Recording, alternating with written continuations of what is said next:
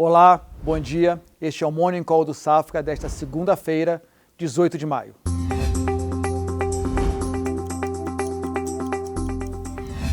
Na sexta-feira, a saída do ministro da Saúde, Nelson Taixe, após menos de um mês à frente à pasta, dominou o noticiário. O aumento das incertezas políticas agravou por aqui a cautela vista no exterior, levando o Ibovespa a perder 1,8%. O último pregão também foi marcado pela divulgação de novos dados sobre as principais economias do mundo. Nos Estados Unidos, os investidores monitoraram os números sobre o comércio e a indústria em abril.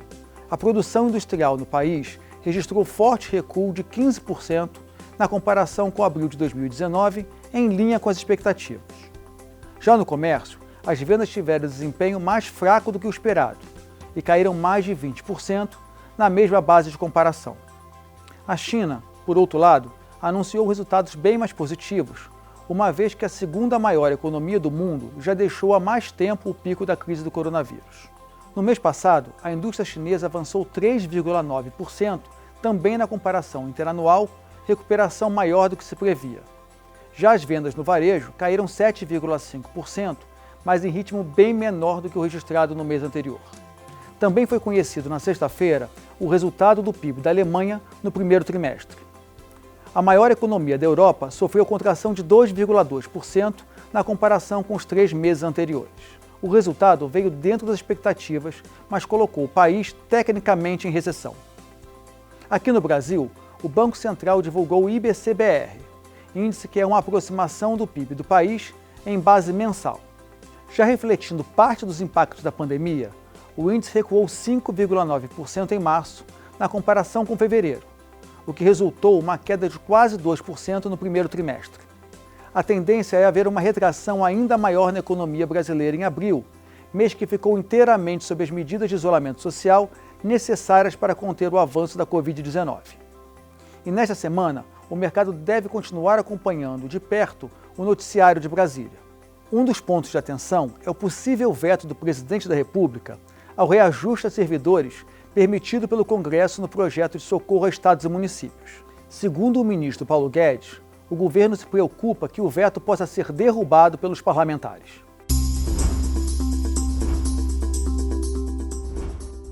Na sexta-feira, o Ibovespa caiu 1,84% e fechou aos 77.557 pontos. Já o dólar comercial encerrou o dia em alta de 0,34%, cotado a R$ 5,84. Com novos dados de atividade conhecidos na semana passada, a equipe de macroeconomia do Safra atualizou a projeção para o PIB brasileiro em 2020. De uma queda de 4,4%, nossos especialistas agora estimam um recuo maior de 5,2%. Isso porque os dados de comércio e indústria revelaram uma profunda contração já no primeiro mês em que foram adotadas as restrições de funcionamento de parte dos estabelecimentos. Além disso, a duração mais estendida da quarentena e a deterioração do cenário político deverão pesar sobre a economia. Nosso time destaca que, neste momento, há uma incerteza maior em relação a qualquer projeção, já que a pandemia coloca os analistas diante de uma situação sem precedentes. Desse modo, a queda acentuada da Selic, assim como os benefícios anunciados pelo governo, podem impedir uma queda ainda mais pronunciada da economia. Por outro lado, a contração do PIB pode ser ainda maior a depender da evolução do cenário político, que pode manter o nível de incerteza elevado por mais tempo, afetando a confiança dos agentes econômicos. Em meio à crise, um dos principais desafios de todos os países é garantir a liquidez necessária para as empresas atravessarem um momento de paralisação generalizada das atividades.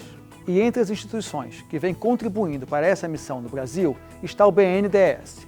Por isso, não perca a nossa conversa hoje com o diretor de crédito do Banco de Fomento, Petrônio Cansado. Acompanhe ao vivo a partir das 3 da tarde pelo link que deixamos na descrição deste vídeo no YouTube. Estes foram os principais destaques desta segunda-feira. Tenha um ótimo dia, bons negócios e até amanhã.